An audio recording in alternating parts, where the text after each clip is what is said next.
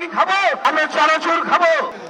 আজকে ভারতের শাসক গোষ্ঠী গোটা পৃথিবীর গণতান্ত্রিক দেশগুলোর কাছে তারা সমালোচিত, অথচ ভারত গণতান্ত্রিক দেশ, অথচ ওরা নিজেরা গণতান্ত্রিক দেশ, কিন্তু ওরা চায় না বাংলাদেশ তারা এখানকার জনগণের কথাই চলুক।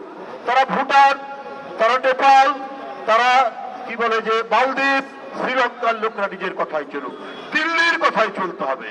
ওরা বাংলাদেশের মানুষের রক্তের যে তেজ, তাদের যে আত্মশক্তি, তাদের যে বীরত্ব, তাদের যে তৃপ্ত পদবিক্ষেপে এগিয়ে যাওয়ার যে ঐতিহ্য, এইটা দিল্লির সাউথ ব্লক ওরা বুঝতে পারেনি।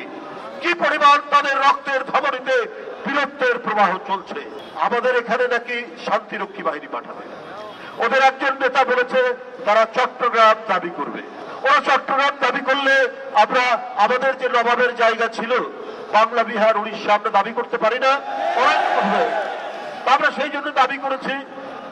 মমতা ব্যানার্জি তিনি খুব মন খারাপ করেছেন, আসেন উড়িষ্যা, বিহার দখল করতে। আমরা তো ললিপপ খাবো না, তো আপনার চট্টগ্রাম দখল করতে আসেন। আমরা কি আমলকি খাবো নাকি আমরা চানাচুর খাবো? ব্রেকফাস্ট, টিফিন কিংবা স্ন্যাক টাইমে মজাদার আয়োজন মানে অল টাইম ব্রেড।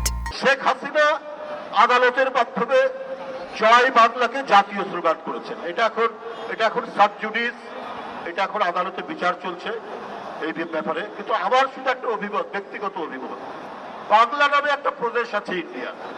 জয় বাংলা বললে তো আমাকে মমতার জয় মনে হবে, বাংলাদেশের তো জয় না। পশ্চিম বাংলা নামে একটা প্রদেশ আছে না ইন্ডিয়াতে, আমাকে একটা প্রদেশের জয় বলতে হবে। আর বাংলাদেশ জিন্দাবাদ, আমার বড়চিত্র, আমার আম গাছ, আমার কাঁঠাল গাছ, আমার শীতলক্ষা, আমার ধলেশ্বরী, আমার পদ্মা, মেঘনা, যমুনা, আমার দোয়েল, শ্যামা, কোকিলের যে বাংলাদেশ, সেই বাংলাদেশ আমরা মানচিত্র সহ আমরা সেটি দেখতে পাবো। এটা বিচারাধীন, সুপ্রিম কোর্টের বিচার করবে, এটি আমার ব্যক্তিগত অভিমত জানালাম।